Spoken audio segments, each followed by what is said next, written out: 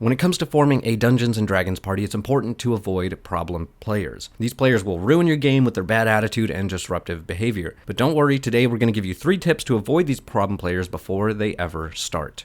The first tip is to get to know your group before you commit to a long-term campaign. Obviously, playing with friends is a great way to do this, but for those of you who are playing online or want to meet new people, a great way to do this is to try playing some one-shots with your potential group first. This way you can get a feel for their playstyle and whether or not they are compatible with your own, and you'll also get a feel for their personality. Be aware of any red flags. The second tip is to set ground rules for your campaign from the start. This means that everyone is on the same page regarding expectations and behavior. By doing this, you can avoid any potential conflict down the road.